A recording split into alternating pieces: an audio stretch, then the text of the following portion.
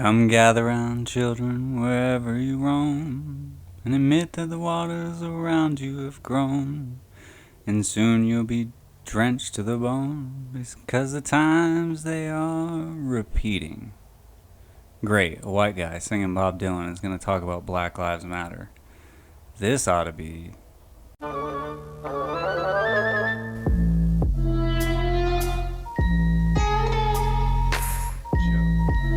Ladies and gentlemen, boys and girls, The Jared Show.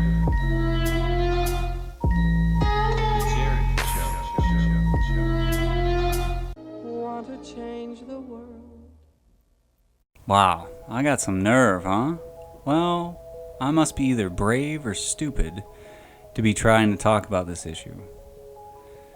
Maybe I'm a little bit of both, but as KRS-One said, historically it's been people with my skin color, I'm tan by the way because I love to sweat.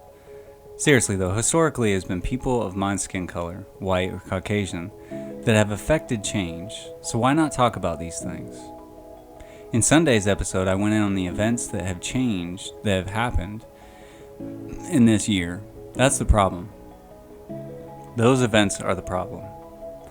In this episode, I want to talk about the reaction to those problems and get to a solution to these problems. Real solutions, hard solutions that will not happen by stomping your feet and yelling at the top of your lungs. It isn't fair. Welcome. My name is Jared. This is the Jared Show Knowledge Podcast. Stick around and we'll get into it when we get back. Hello, Jared here. Due to the content of this episode, I decided that instead of having a funny commercial, I'd give you a minute to think. Make your own decisions and form your own opinions.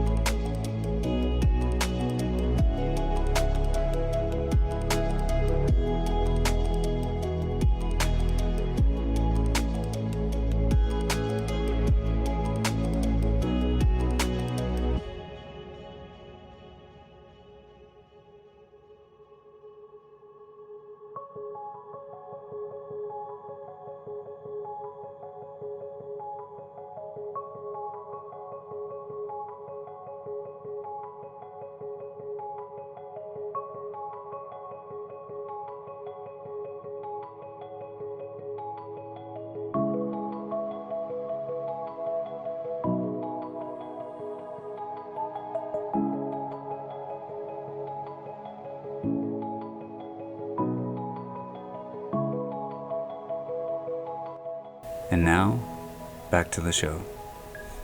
Welcome back to the Jared Show Knowledge Podcast. All of these events, these shootings and these deaths, let's look at the reactions to these things. I've learned that when you are watching the mainstream narrative, it's best to watch it like you would a circus or a magic act, knowing that the mainstream media, news, and networks are there to sell you a product, whatever they're advertising or selling on their network. Realizing that everything you see is a production and a news story, and someone makes the decision whether the information you are being fed is okay and goes along with the advertisers on their channel, or their brand as a network or not. Realizing this and zooming out from one narrow channel of information to see a bigger picture gives you, or gives us, the option to be able to form our own opinions, even if that opinion isn't popular. You know, hopefully you're hearing this because I haven't been canceled because of Sunday's show, but quite possible I'll be canceled after this one. My opinions on most of the events that have happened this year, my opinion that by and large cops are good people and we as a society need cops and we need law enforcement. I don't follow the mainstream narrative. I'm not out marching and protesting with all these things. I think we need something that's that changes these things, not just stomping our feet and yelling it isn't fair. I think once we see the bigger picture, it's interesting how the reactions to these events tend to look much more different. Once we're not being guided to have a specific opinion about cops, black people, white people, the U.S., and seemingly overwhelming division that's happened in this country over the past few years, once we get past the mainstream narrative and see all of these things for what they really are, then and only then can we start to see a solution instead of stomping our feet and whining about how unfair the world is. Instead of burning down someone else's life, business, and corner store that they shop at, I think we should do something that actually is positive. The reactions we have seen from all of these horrific events have been even more horrific. People's livelihoods gone up in smoke, people's jobs, people's sense of normalcy burned down. For what? For what? Let's look at the peaceful side, the protest. As I said, I've studied history. I've studied the 60s and when Martin Luther King was marching for equality and respect. By the way, if you've never heard of Martin Luther King Jr. speak, go listen to him speak. Go listen to some of his sermons. He's a powerful speaker, and the way that he presents his information, amazing. His delivery is amazing. What he's saying is amazing. Get past the mystique, the historical figure that he is, and just listen to what he's saying. Amazing. The difference between what he was doing then and what's going on now, I think, is two things that have arisen since the 60s. The internet, obviously, social media, etc. And I think also cancel culture, which, like I said, would be interesting if you can even still hear this. I'm sure I'll be canceled at some point, or some point down the line.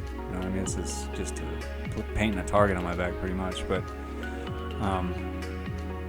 for cancel culture, I think with the internet being as all-encompassing as it is, it seems like marches really aren't necessary. The reason these people marched was to allow their voice to be heard. Now, anyone with a Twitter account, a YouTube channel, podcast, just like the one you can hear, you're hearing now, or you're watching on YouTube, anybody can be heard. It doesn't take a million-man march to affect change. Now, what it takes is far more than a march. Speaking of marches, let's look again at other marches in the 60s. All of the ideology that came with the counterculture and the love-ins and the B.Ms and the marches in the 60s to stop the Vietnam War, to stop the draft, I'm not sure of the effectiveness of marching and protesting. I think it did affect change in some aspects, but I think the problem with these tactics, these love-ins and be-ins and sit-ins and marches and all that stuff, is they're easily overlooked. And at the end of the day, what's the thing that the marchers can plant their flag on and say, yay, such and such happened. We won, let's go home. What is that one thing? Recently, it has been get rid of the police force, which is ridiculous. I mean, just absolutely and utterly idiotic to do that. And we're going to get into that. Let's look at this idea for a minute from a few different angles, okay? We got into it a little bit on Sunday's episode, but let's really look at that, okay? First, what it does as an individual, okay? So we get rid of the police, all right? So now the police are gone. There's no police that are going to police anybody. Now what? What happens when somebody like Jacob Blake shows up at a house that he's not wanted at and refuses to leave? Like old Ghostbusters say, who are you going to call? What are people supposed to do? as individuals. What am I supposed to do as an individual? Somebody steals from me, or they rob me, or they shoot me, or so let's suppose that. Let's get into that. Suppose there is a robbery or a fight. Or, think about it this way. What about a drunk driver weaving all over the road? What are we going to do? Are you going to do a pit maneuver? Get up in the side of that guy's car and spin him, so that they can't go anywhere? Are you going to arrest them? I used to watch a lot of Andy Griffith and the old, I think it was Gomer Pyle. Citizens arrest. Like, are you going to do that as a citizen? We'll get into that in a minute here. But let's bring this individual scenario. Let's bring this point home. Let's say a man with a gun shows up on your front lawn, starts popping shots off at your car. Is that a situation you really want to handle? Now, I guess nowadays, people have watched enough movies and TV and played enough video games that they think they might go out there and deal with that guy. But the reality of the situation is, if that guy shoots you, you could die. And most people might be stupid enough to get out there on the lawn, come face to face, and realize they made a mistake, only to find out too late and wind up getting killed. Let's look at this idea of no police force, or even defunding the police on a bigger level, like citywide. If we get rid of the police force, we might as well hand it over to gangs and expect gangs to rise up or gangs to form, and also expect memberships of gangs to rise. I know that sounds extremely wise, but sterile. I just said that. Memberships of gangs, right? But seriously, the number of gang members would obviously start rising. I say this because of how certain places that are already lawless are being run right now. Certain parts of town the cops don't go. I think everywhere I've been, I've traveled all over the United States, and there's certain places you just don't go. I don't go, and there's certain places cops don't go. You know what? The cops don't go there because they don't care. They don't go into that ghetto or that block or that street, not because they don't care or because they're scared, right? They don't go to that part of town or that street because it's a waste of time. Even when someone gets shot or stabbed or robbed, no one wants to be a snitch, so no one talks. If no one talks, the police can't do their job, so it's useless to go into that environment to risk getting hurt or killed when people won't speak up and stop it from happening. What happens when we yank the cops off the streets is gang violence, turf wars, basically mob boss or gang bosses move in to fill that void. Somebody has to. Somebody has to deal with the fact that somebody's been robbed from or stolen, something's been stolen, somebody's been shot, something's happened. And here's the thing, man. I'm going to go in on this one. If we think some little neighborhood watch, Citizens Brigade, called by any other name, any other beefy, overblown name like Citizens blah, blah, blah, if we really think those people are going to do what trained, skilled, professional law enforcement officers are going to do, you got another thing coming, bro. As I said before, for cops, it's their job. If they get a call and go out to check out what's going on in a situation, it's their job to resolve that situation. You think when the shit hits the fan that some citizen neighborhood part-time jackass is gonna stick around and get shot at? I don't think they're gonna do that. At the end of the day, we need cops. We need good cops. We need a good amount of cops. Cops that are allowed to have a backbone and make the decisions that we have placed in their hands. And not to be vilified or demonized for doing their job just because some media mogul decides it will make for good headlines or some group decides that even though the criminal is clearly in the wrong because he was black and the cop was white and the cop did what needed to be done, let's raise up the criminal and demonize the person trying to stop him. You know what's crazy?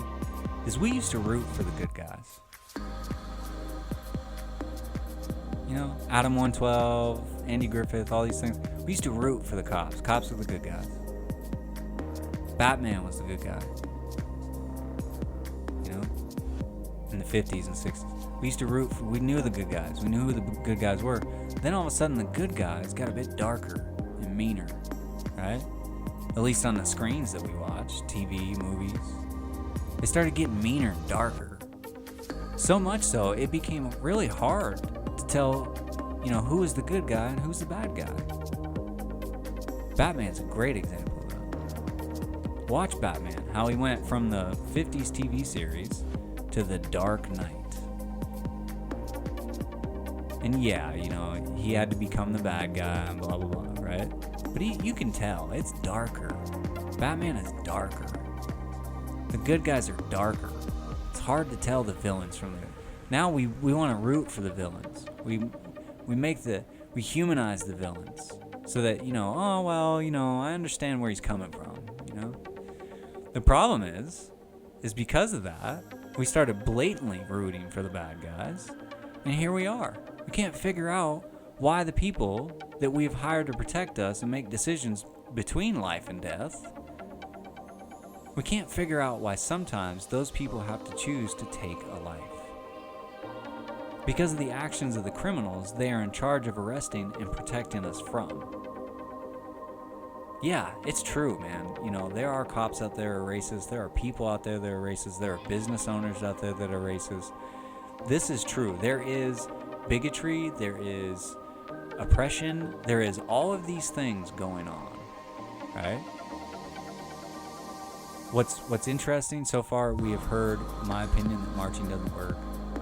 Especially if there is no substantial end game, end goal we can all hang our hat on.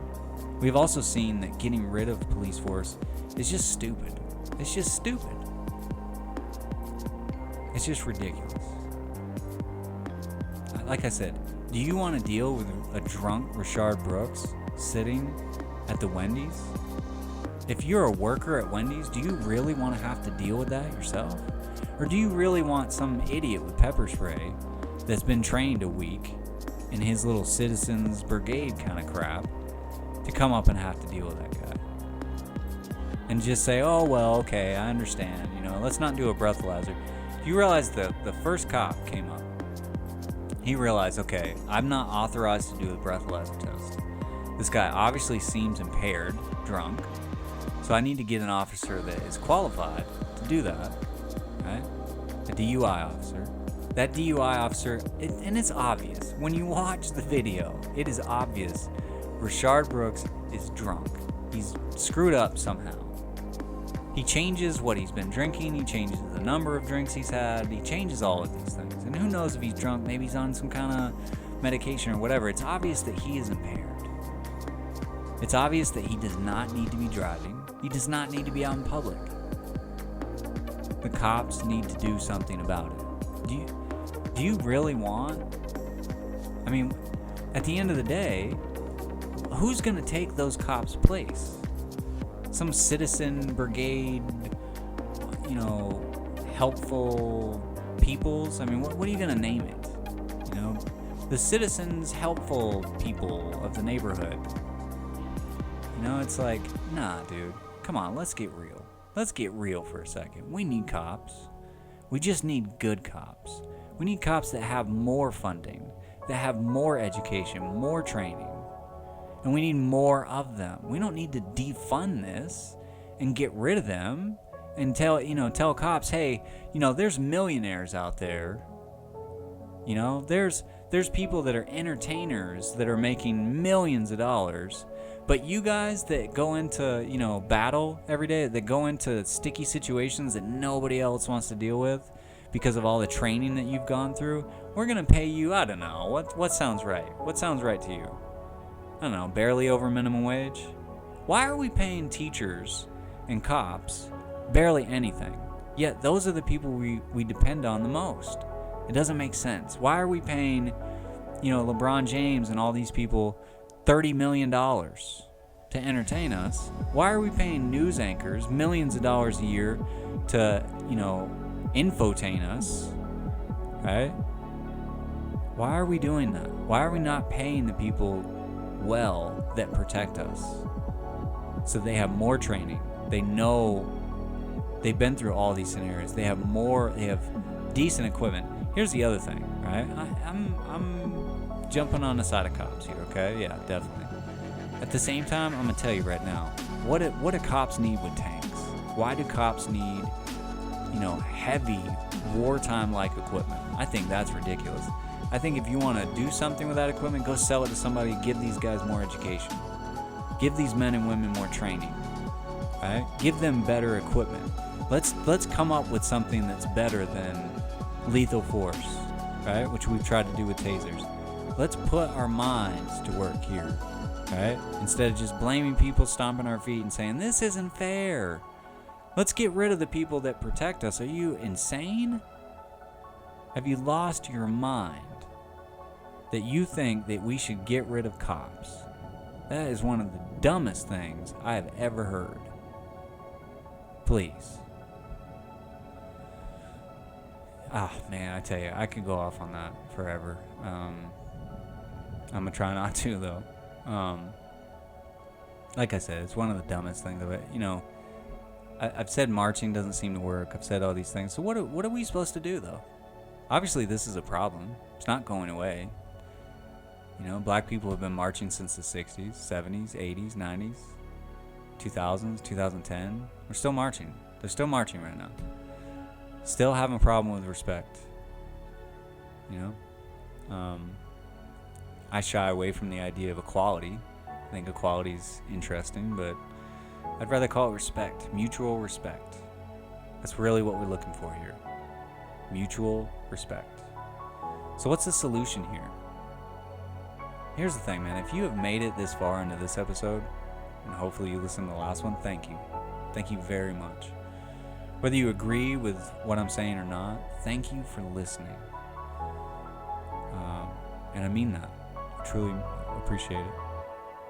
When we get back, I think it's time to get into the solution to the problem that we are facing as a society. A problem that black people are at the forefront of, and they're the spokespeople for what I think we as a society, the problem we're facing. We're going to get right into that right after this. Hello, Jared here.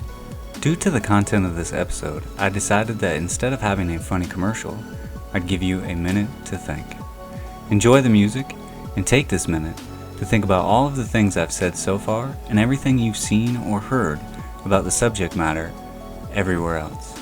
In the news, YouTube and social media, friends, family, teachers, music, movies, and more.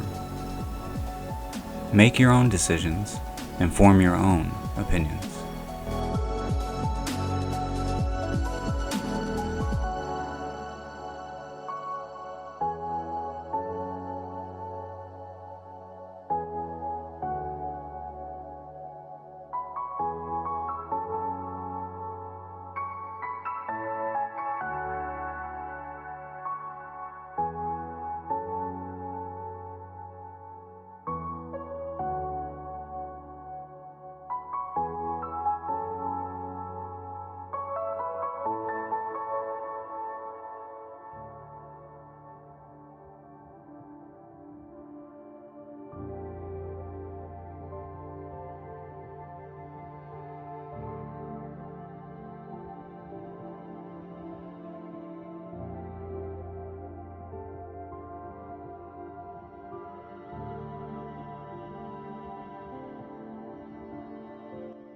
And now, back to the show.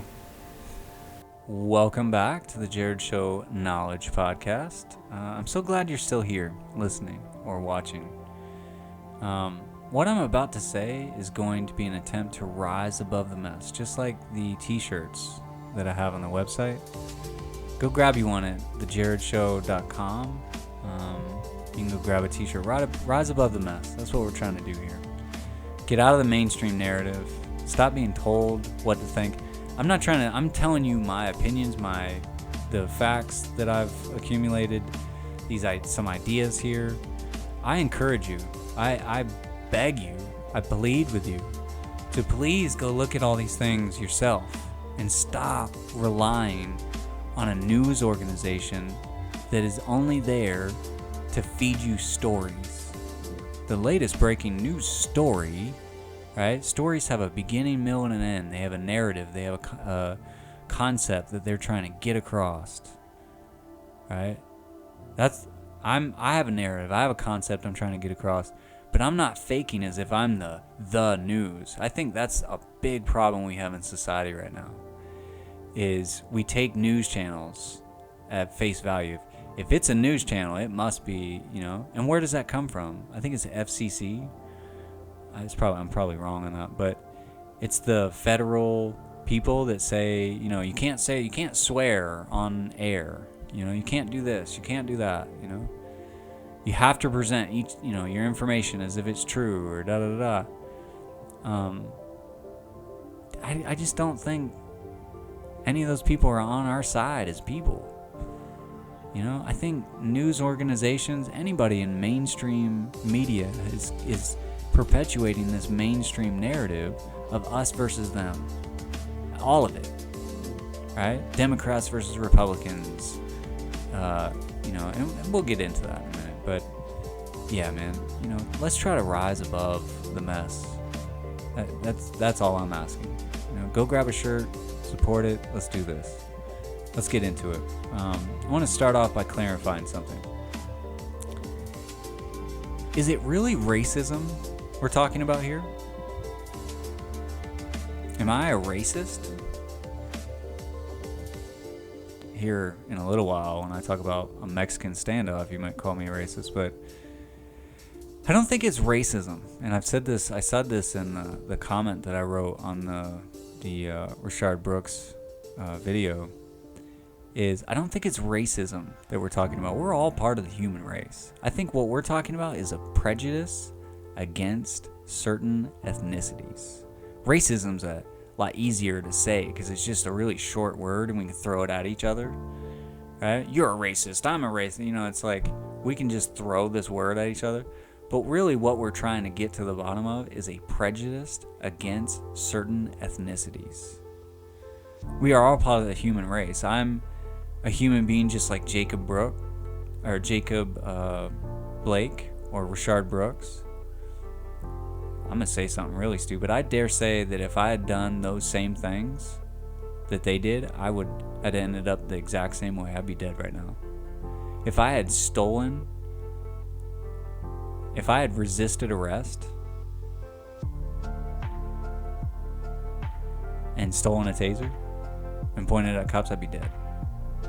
That's why I wouldn't resist arrest, steal a taser in the process, take off running as I'm trying to get away, fire the taser officers while their guns are drawn at me. The lead officer had a taser, tried to shoot him. Rashard Brooks had got too far away, drew his gun. He had no other options left. Both tasers had been fired. That's what they got. Got to stop him. Here's the other thing. It's also why I wouldn't resist arrest. Walk around to the driver's side door with multiple cops pointing guns at me and open the car door and expect that they aren't going to shoot me. No matter who you are, if you're in that situation, that's what's going to happen. This isn't a movie. This is real life. If a cop draws his weapon, if given reasonable cause, they will use it. They are trained to do so. This isn't Hollywood where they draw their guns just to scare you and put it away and go on a wild car chase. If you have given them reason to draw a gun, you need to do what they are telling you to do. Otherwise, you can bet that it's probably going to end up with you getting shot. You know, I want to get into this. I want to say this real quick. It's not part of the script I've written here, but I think it's important to say. At the end of the day, why are cops treated differently as far as when their guns are drawn? Why is Jacob Blake acting as if he's not going to get shot? I don't understand that. If he had 4 gangbangers pointing guns at him, do you think he would have acted that same way? Do you think he would have calmly walked around the other side? If he had anybody else but a police officer, 3 or 4 pointing guns at him, do you think he would have acted as if nothing was going to happen? I don't understand that. If a person is pointing a gun at me, I'm going to stop and think, at least think and do what they're telling me to do. Any other rational human being would do the same. Why are we treating cops any differently? I don't understand what is going through the mind of a person like Jacob Blake, where you've resisted arrest, they have their guns drawn on you, and how do you think that situation is going to end? Again, I ask, do you think he would have reacted that same way if some guys had tried to rob him, let's say? And they're standing there with guns drawn at him? Do you think he would have been like, oh, well, let me just walk calmly around the front of the car and get in? And do you think he would have acted that way? No. I mean, that's a man, obviously, that thinks he's either above the law or, oh, they can't harm me. They can't shoot me. Like, what are you doing, dude? Respect the man with the gun. Especially if he's got it pointed at you. Very simple. Doesn't take a genius to figure that out, does it? I mean, it's crazy. I don't understand. You know, I think we've been watching too many movies or something. But you know, back to the point here. You know, we are all part of the human race. What we are talking about is really prejudice towards certain ethnicities, namely black people, obviously, right? There is prejudice towards that ethnicity. It's obvious. The question we all must answer honestly is that prejudice or fear of that ethnicity justified? You know, go back in time. Go back into the 60s when they were marching. Go to the 70s or 80s. You know how you're going to answer that question? Is it justified to be fearful of black people? No, it's not. It's stupid. You know? As a whole, black people are nice, man. I've known so many black people in my lifetime. Still know a few here and there. Things have gotten pretty tense, you know, and you know, those friendships have gotten pretty tense. But yeah, I mean, it's in the 60s, 70s, 80s, 90s. You know, there's no, you don't, at least 60s, 70s, and 80s. You ask a white person, are you scared of black people? And they might, you know, a racist or a person that's prejudiced towards ethnicities, a specific, you know, prejudice towards black people, you can say it that way now, or black prejudice, let's say it that way, they would answer yes, and you'd say, well, why? You know, why are you, you know? And, you know, somebody that's just stupid is going to say, well, they're stealing our women, blah, blah, blah. It's like, yeah, okay, that's just ridiculous. But the average thinking person is not going to say, well, yeah, I'm scared of black people. You know, it's like, there just wasn't a reason for that. But I think that's changed. You know, do you think other ethnicities, let's put our cards on the table here. Do you think other ethnicities are scared of black people? Do you think, let's say, Oriental or Asian people are scared of black people? Do you think Puerto Rican or Cubano or, any of those Spanish, Portuguese speaking ethnicities, nationalities, do you think those people are scared of black people? Do you think black people are scared of black people? That's a good question right there. I think things have changed. I think it was ridiculous to be in that frame of mind in the 60s, 70s, and 80s. But I think things have changed. I think with gangster rap, now full disclosure here, I have listened to, I could recite verse for, I have a pretty good memory, but I could recite verse for verse, verse for verse. That was a Freudian slip, I guess. I could recite verse for verse many lyrics from Tupac, DMX, Jay-Z, all these different, Lil Wayne, all these people, right? And I still listen to some of those songs. I'm a lot more choosy with the songs that I listen to. I listen to those songs now more for to gain motivation, but I'm a lot more choosy with what I listen to. I'm a lot more choosy, and I'm a lot more. My filter is a lot more with what the things that I allow to come into my mind. We're gonna get to that soon enough, but I think with gangster rap has come this violent culture of killing, stealing, raping, drug dealing, weapons, money, and an outlaw mentality.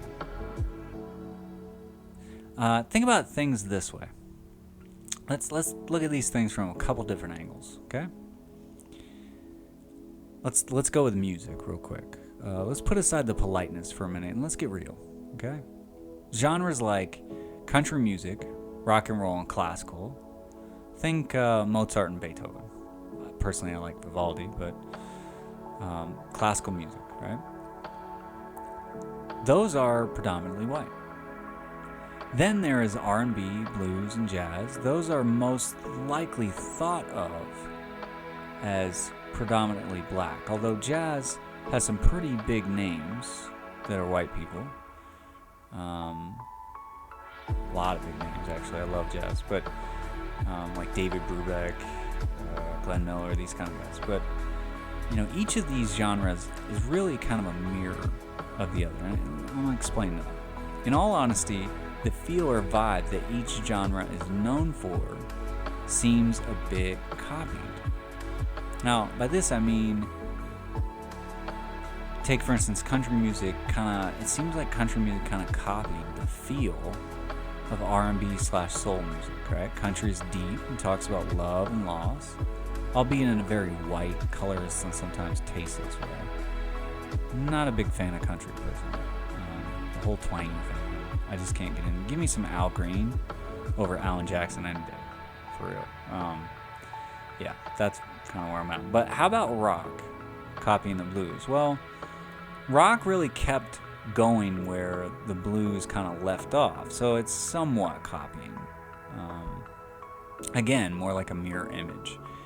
How about jazz and classical? Well, classical was actually around first, but each genre has just as, classical and jazz have just as much innovation, style, and genius, really.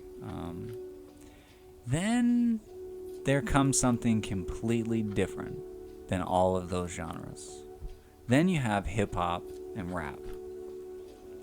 These are dominated by black artists. Hip-hop is a style of music that embraces the mix between beats and vocals. It's great.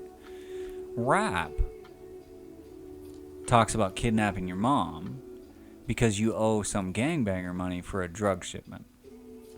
I know I sounded extremely white just now. But break down the lyrics of songs and put them into different words in order to follow the story, and that's what you get. Right? This guy's gonna come kidnap your mom or your girlfriend or your kids because you owe him money for a drug shipment or a drug deal. That's what they're talking about. You can use cool language and all that stuff. I may sound really white right now. That's exactly what's going on. I've listened to a lot of rap. I've listened to all kinds of things. Ghostface Killer. I've listened to things, all kinds of things. Brother Lynch Hung from the West Coast. Method Man, Redman, you know, the Rock Wilder, Serial Killer, these kind of things. Like, there's some sick stuff out there. Slick Rick, you know, there's some really nasty things in rap. And there's, you know, you can get into rock and all that kind of stuff. ICP and Slayer and you know, all the devil worshipping crapola. But why do we not look at rap the same way? You know, rap scares people. It truly does. You know, if I was listening to Slayer or, you know, all those nasty demonic screaming stuff that has to do with, you know, the heavy metal era that just kept going into just demonic realm, like straight up demonic realm, no subtlety there. If I was listening to that in my bedroom, you'd garner a certain idea, right? You'd say, okay, well, that's horrible. That's horrible music. I don't know why you're listening to that. But man, I tell you what, and you would immediately think in terms of those people, that music is really trying to get across demonic ideas and da-da-da, right? What's interesting about rap is you put a little beat behind it and say it with a nice flow. Even though you're saying the same things, I'm going to kill you, I'm going to rape you, I'm going to destroy your house, I'm going to, you know, rip your tongue off. And in Method Man and Madman, they talk about, I'm going to cut off your kneecaps and make you lean in what they call staircase piss. Some nasty things, right? Because they're not screaming and yelling with a crazy, you know, a bunch of stuff behind it, you know, a bunch of music behind them. Because they got a nice little slick setup going on. People will not only regurgitate that, they'll memorize it. I know I've memorized a lot of those things. I try to forget it. But I know a lot of them. Like I just said, the staircase piss thing with Method Man, I mean, you know, it'll get you, man. You know, I've been in that. Like I said, I think hip hop has a certain thing. I don't think it's bad. You know, I think it has its own thing. There's a lot of stuff out there. Talib Kweli, Mos Def, you know, these kind of guys, man, they really, you know, I think it's interesting what Kanye West is doing nowadays. Oh, man, you know, why are we not looking at rap for what it is? Rap talks about horrible things. You know, it's not to shine a light on a dark place like it was with Tupac.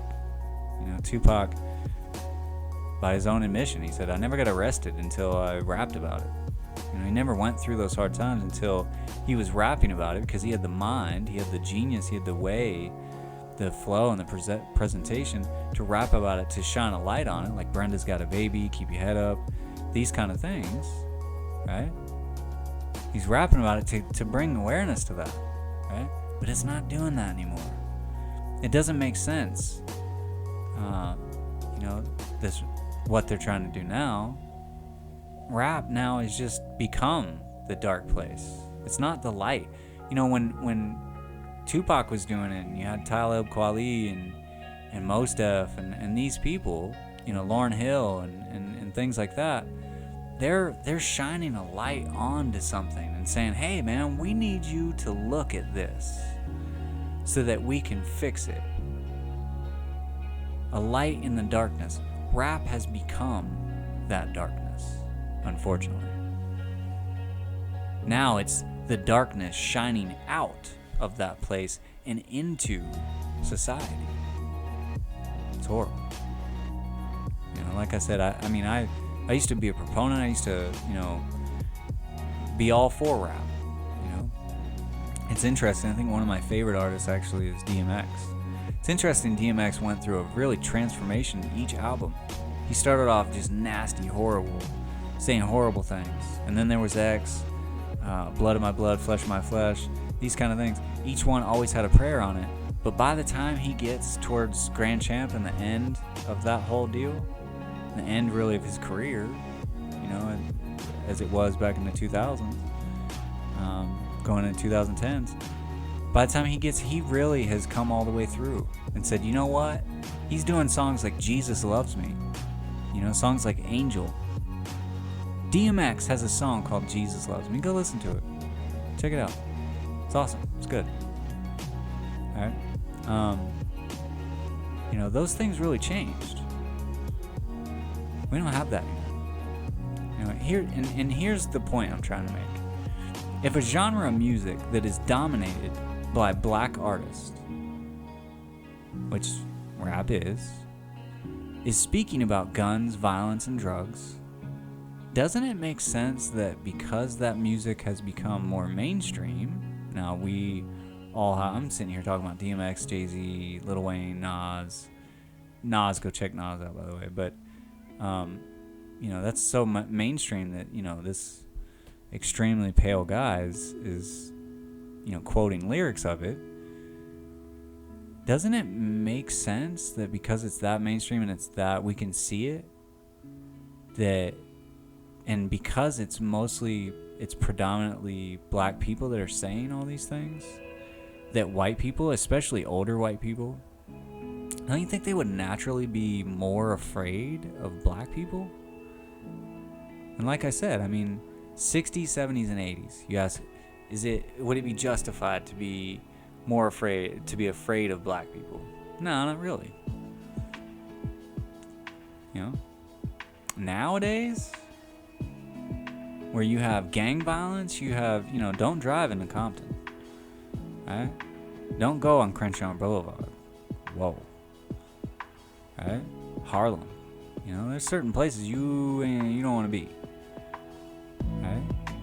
Is there any other place like that? Is there like Chinatown you don't want to go to, or Little Havana? Like, is there any other place like that you don't want to be?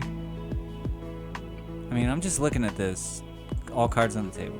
Nope, all bullshit aside. Right? Let's take it one step further.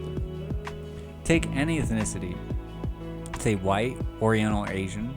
How about nationality? Take any nationality like German, Russian.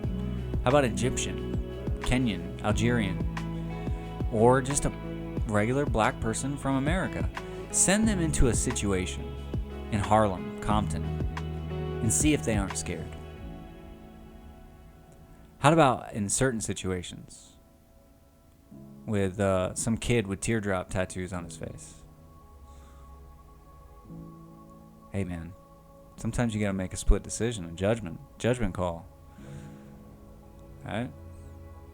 Every place has a city like that, or a part of town like that. Where is that part of town normally? Who lives in that part of town? What I'm saying is I'm not, like I said, you're probably going to call me racist. First of all, I think you'd be incorrect as far as, literature goes, words go. Second of all, I don't think I'm prejudiced against black people. I really don't.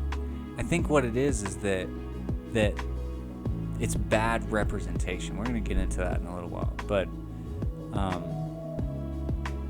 yeah, I think it's bad representation.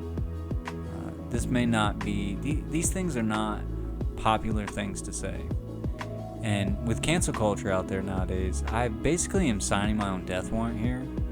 But I'm going to speak it anyway. Black people are scared of black people. And so, I think so is every other ethnicity. I think it's the stereotype they have, just as Spanish or Mexican have with salsa, or white people have with having to steal everyone else's culture because we don't have any of our own. Sorry, that's kind of a bad joke, but kind of true though, right? Yeah. Maybe it's just white Americans are like that because Italians, Irish, German, and all other nationality has their own thing. But, unless you get into a certain nationality, ethnicity, or culture, maybe white people seem to steal from black people. Am I wrong? I always look at Elvis Presley and Fats Domino, and that kind of thing.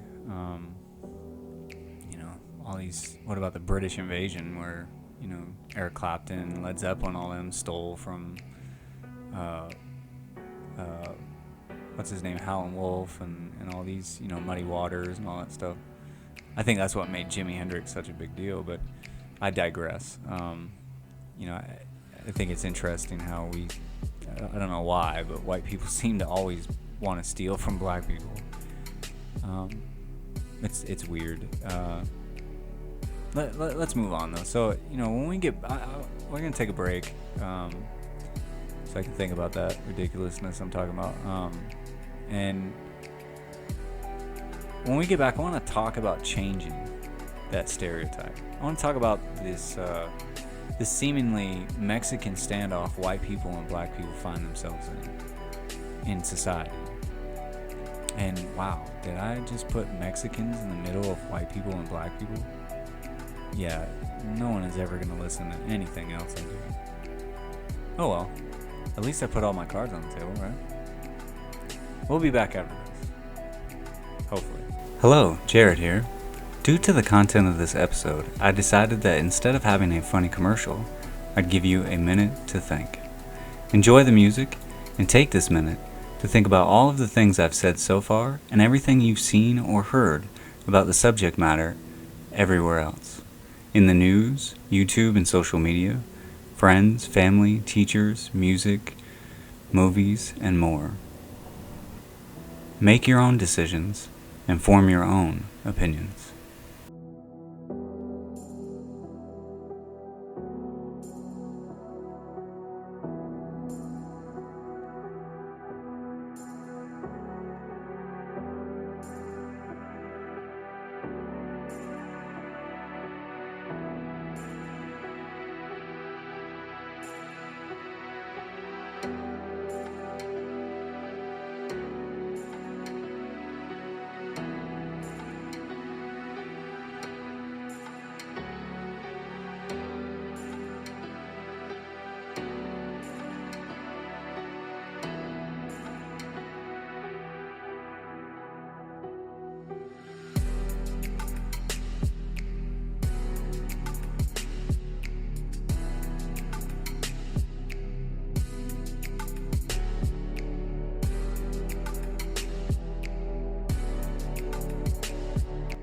And now, back to the show.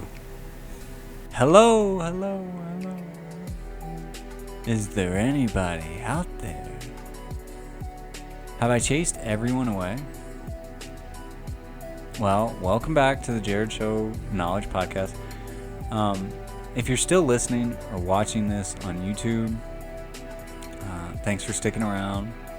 Do me a solid and tweet "I'm still here" at the Jared Show to let me know you're still in it to win it. And let's get to the solution and wrap this bad boy up.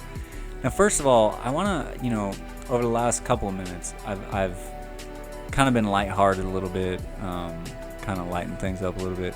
I do not take this lightly, and I don't take the things that I'm saying lightly. I know, I'm doing a little laughing, cracking some jokes here, but I look at what I'm saying very seriously, okay? And I'm using the metaphor a Mexican standoff and all these things because of how serious that situation is, right? So don't get me wrong here. I'm not taking this lightly and just cracking, what most people call racist jokes, all right? That's not what I'm doing here. I'm using something to make a point. So let's get to that point, wrap this up, and get done with things. Let me explain that Mexican standoff comment before I get a bunch of hate mail and a slew of mean tweets. Although I do suspect that if anyone ever hears this, that's going to happen anyway. But here goes.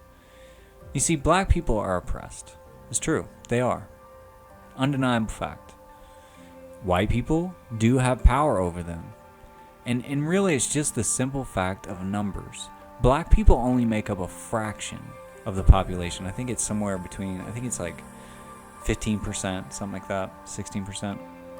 And because of the overwhelming number of whites, it equals power in certain ways. It's obvious. And here's the thing, man. I do empathize with black people.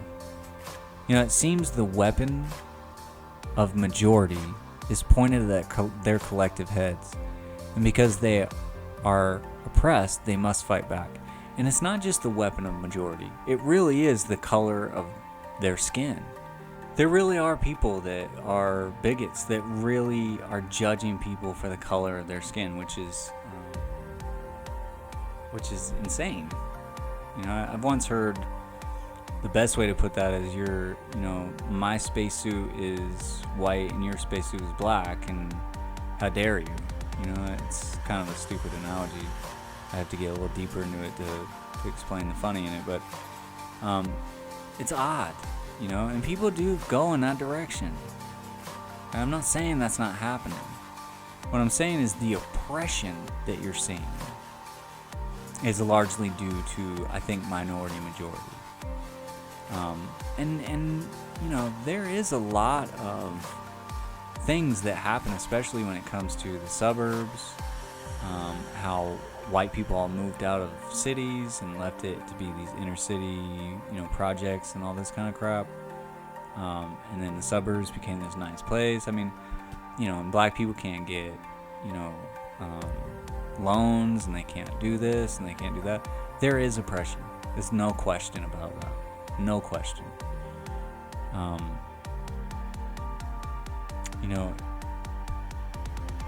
It's interesting that because black people feel the need to fight back, they act really tough. And hell, they're not acting tough. They are tough. Some of the life stories that black people have had to endure, I think no one should ever have to go through. Even up until now, all the way back past slavery, all these things, even up until this day, right now, the pain that black people feel is very real. It's not just some figment of their imagination. They are targeted. They are singled out. And a lot of black males are put in prison and jail. Very true. But here's the thing. This is where the unpopular opinion comes in. And I'm not negating everything I just said. All those things are true. One thing I do want to point out here, though, is that some of that is justified. Young black males are more likely to be carrying a weapon or holding drugs. Perhaps not in Texas, but that's kind of another story. But, here's the thing. We can argue over statistics all day. Whether black people are statistically more likely to be committing a crime, or whether black people are, as a whole, overrepresented in those statistics. Instead of arguing over who's doing what, let's come at this problem kind of this way.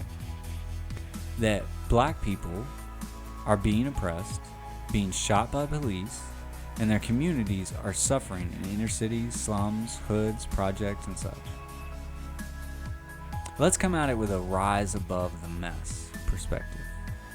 Go grab you a t-shirt on JarredShow.com if you want, but I think that's the perspective we really need to have right now.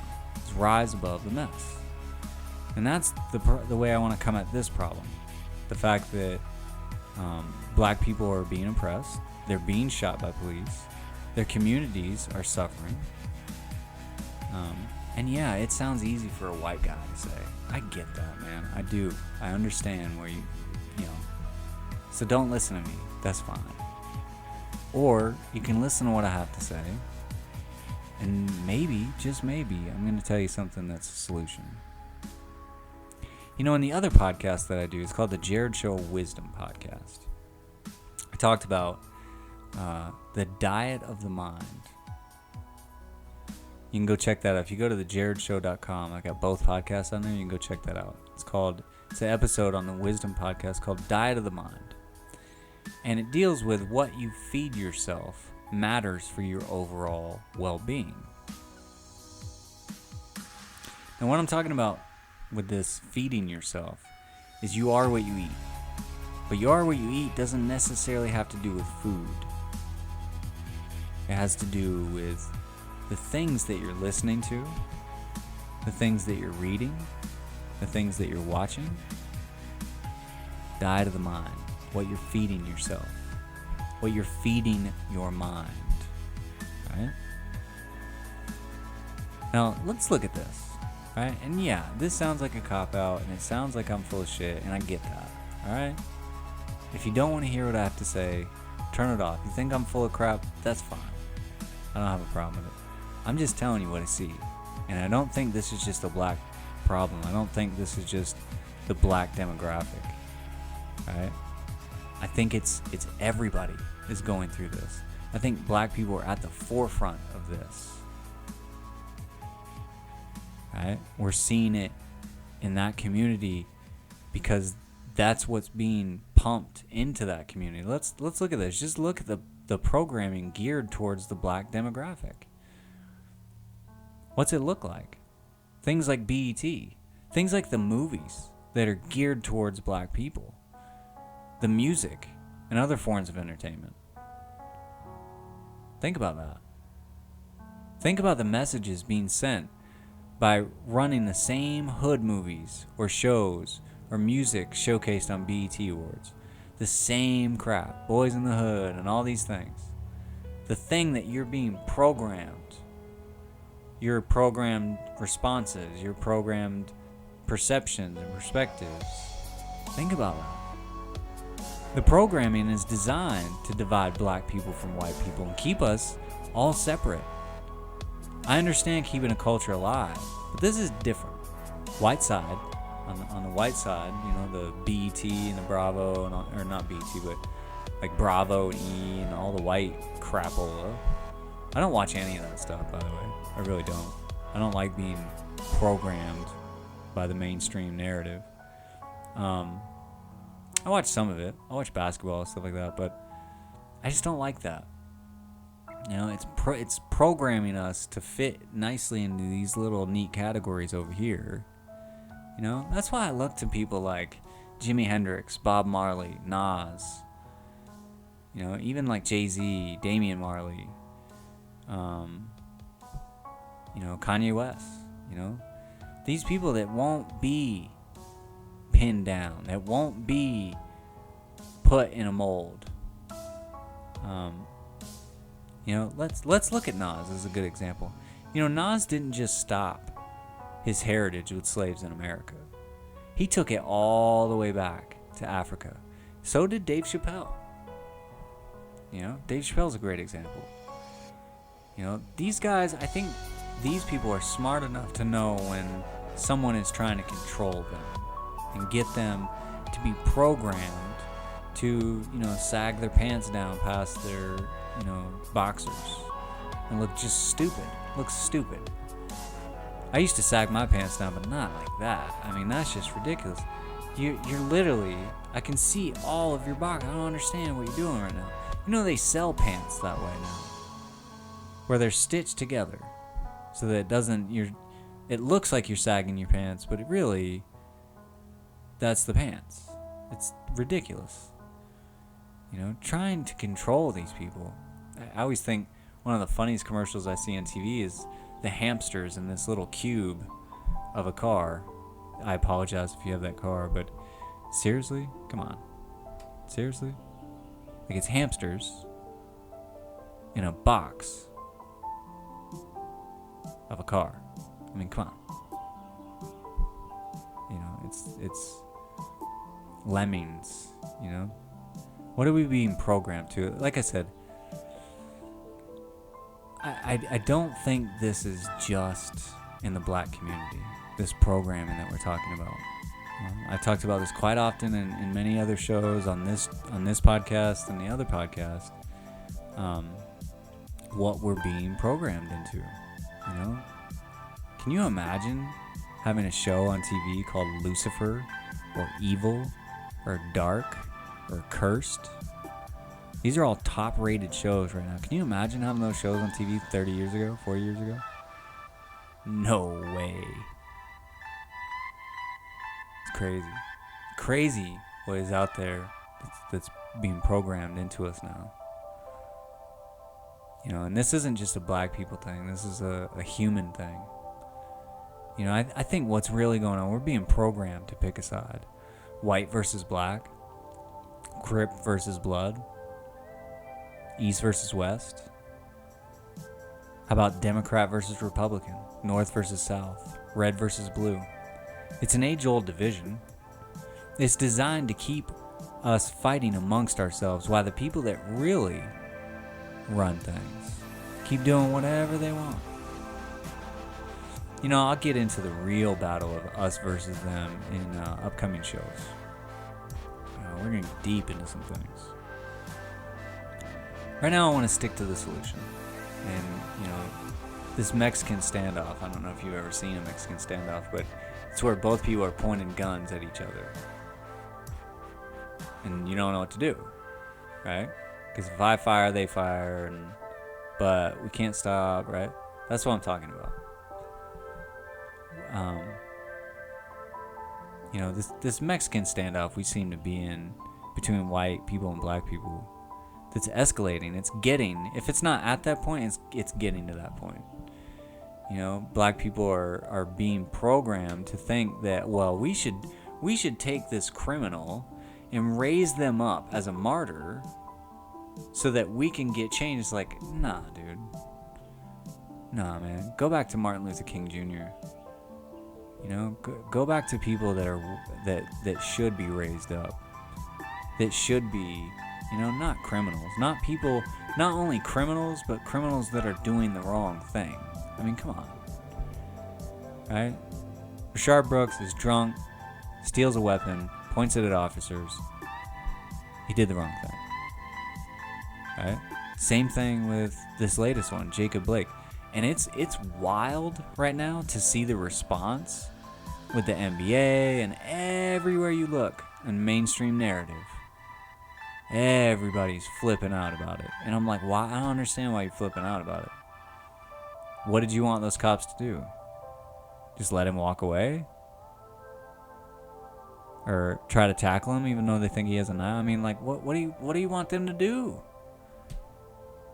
It's unbelievable. What's really on one side, you're seeing the Black Lives Matter movement kind of thing, kind of using that advantage. We're trying to push the envelope of equality, which I understand that. I get that, right? I'm just saying, can you not pick somebody that's maybe worthy of that? Right? You know, don't make martyrs out of criminals and people that are doing the wrong thing. It's not a good idea. I mean, it's working, unfortunately, you know. The only reason it's working, though, is the mainstream narrative is trying to get the police out of the way. See, it's order out of chaos. What we're talking about is a problem, reaction, solution. And we talked about it in these 2 episodes. The problem, these people got killed and shot. The reaction, oh my God, how could you? The solution, oh, we need more security. We need different type of security now. What's that security look like? Let's take away everybody's guns. Let's make sure that everybody's chipped or whatever we can do so that we know where everybody is at every given time. We'll have, if you ever seen the movie Eagle Eye with Shia LaBeouf, I think that's what we're going towards. You want drones policing things now instead?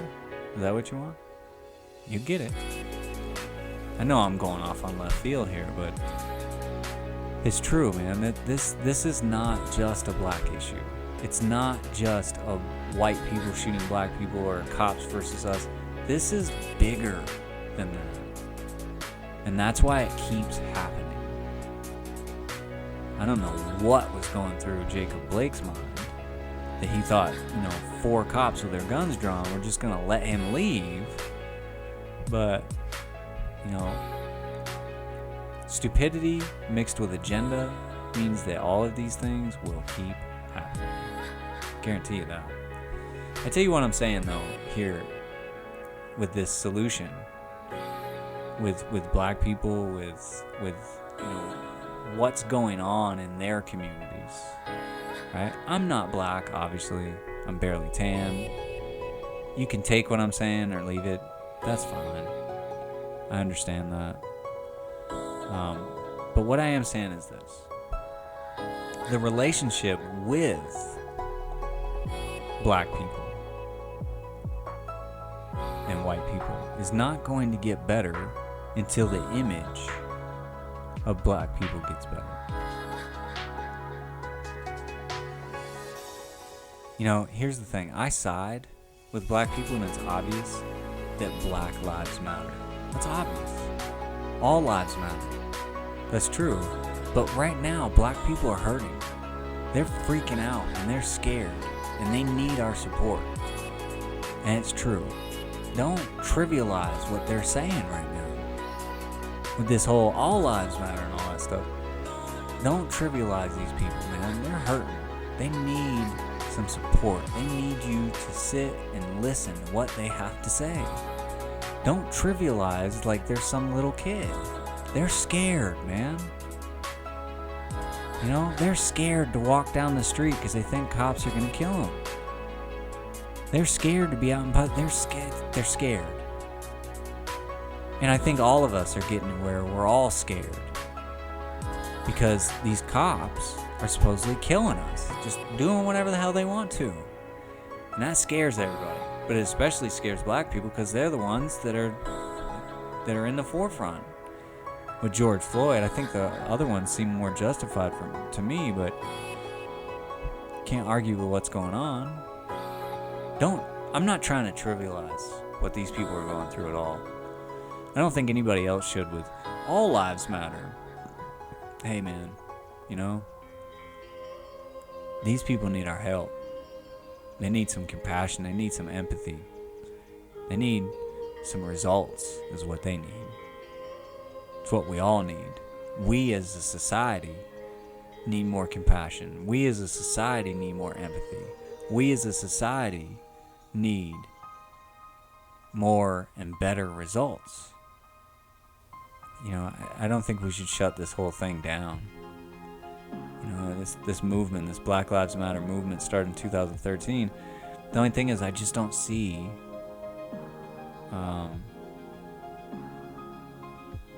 what good is happening from this. Here's the thing I've seen. I'll leave a link to this description in this episode to a YouTube channel I came across. It's actually it has a series on it called Blacks Against Black Lives Matter. And I think that's what I'm getting to is I think Black Lives movement should be more focused on making Black Lives Matter more to black people in their own neighborhood.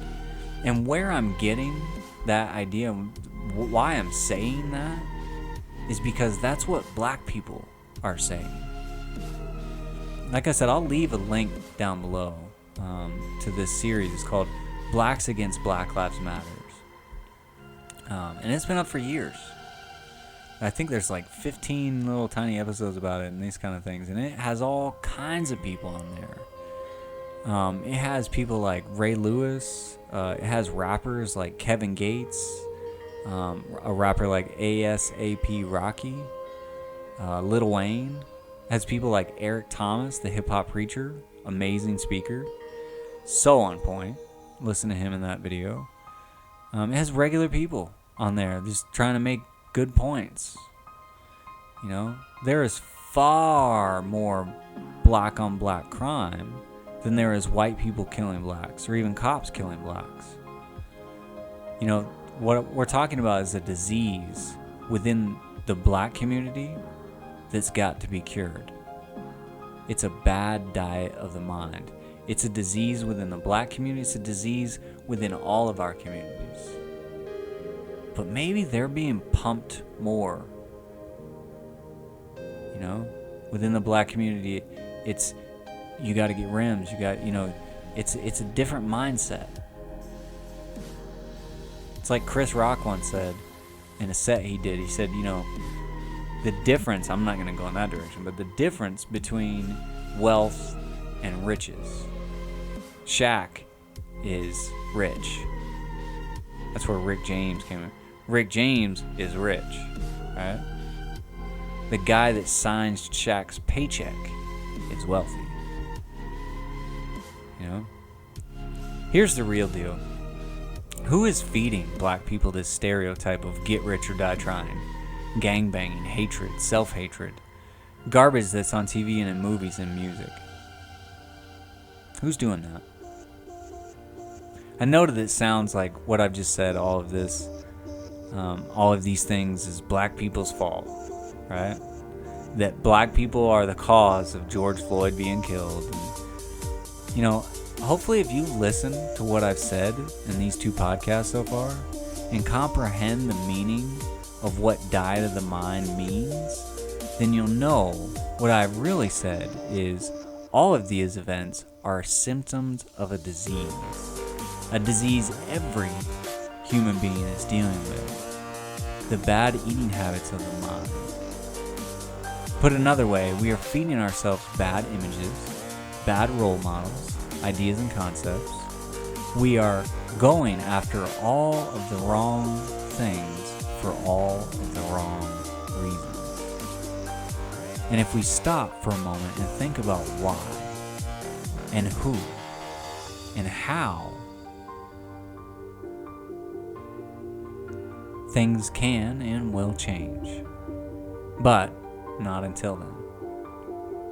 Like I said, I'm not blaming black people for any of these things. I do blame Jacob Blake.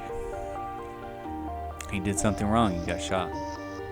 It's horrible. I pray that Jacob Blake makes it, that he lives. I pray that he walks again. They said there's a slim chance, but there's a chance that that'll happen. I pray for his family. But I think he did the wrong thing. Rashard Brooks, I think he did the wrong thing. You know? Those people have to be held accountable for their actions, just like everybody else. And why? Please tell me. Why would you raise up criminals as your martyrs when you have absolutely amazing martyrs, real martyrs? Martin Luther King Jr. being one of them.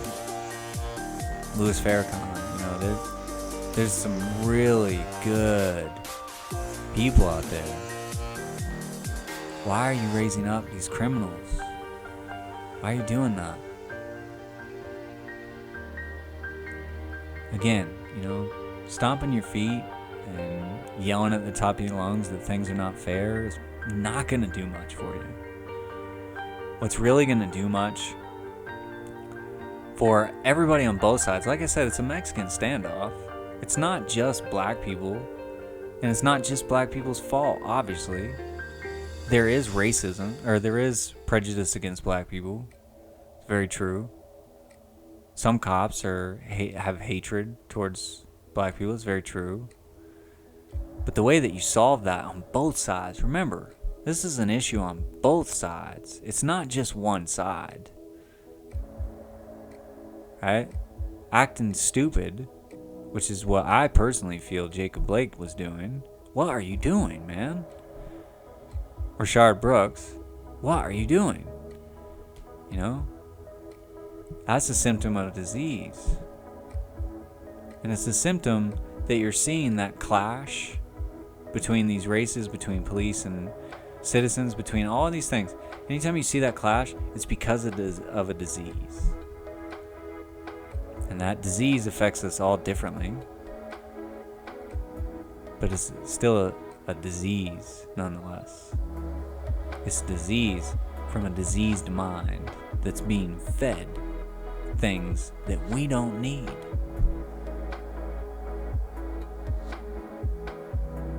This will change things. What I'm saying here will change things. You change your mentality, you change the things that you focus on, and you will change. Things around you will change. Your community, enough people do this, things will change. Go look at this channel I'm talking about. They're talking about the same thing I'm talking about.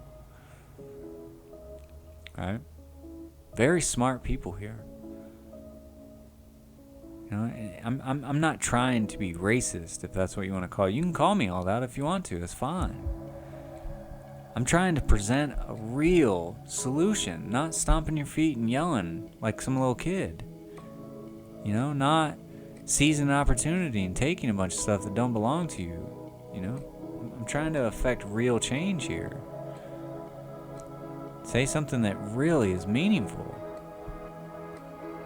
You know, in this episode, we have looked at the reaction to all of the major deaths by police with regards to black citizens this year. We have seen how those reactions, protests, marches, violence, looting, and rioting will not affect change, but only make things worse. We have seen how pulling police off the streets will only make things worse. And finally, we have seen how what we are watching and paying attention to and changing those things is the only way to change or cure the disease that not only black people are suffering from, but the rest of us as well. I hope you have listened to this whole episode and are willing to pass it along so that someone else may hear these things and hopefully benefit from it. Next week, I gotta lighten the load a bit here. I have just the thing to do it with, too. Mr. Bob Marley. That's right. Next week, we'll be taking a look and talking about Bob Marley. And I'm going to have a special guest on the show. Someone that knows much more about Bob Marley than I do. I'm really looking forward to it. I hope you do too. Make sure to subscribe and like if you wish to do so. I hope that you do. New episodes every Sunday and Tuesday at 10 p.m. Eastern, 7 p.m. Pacific. I hope wherever you are, whoever you are, that you are doing well, that you are safe, that you are working on something and not just working at something. Thank you for listening. And as always, and in all ways, may God bless you. Thanks.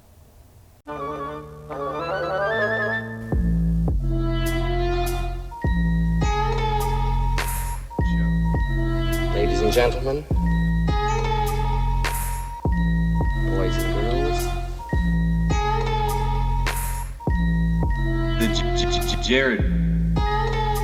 The Jared Show.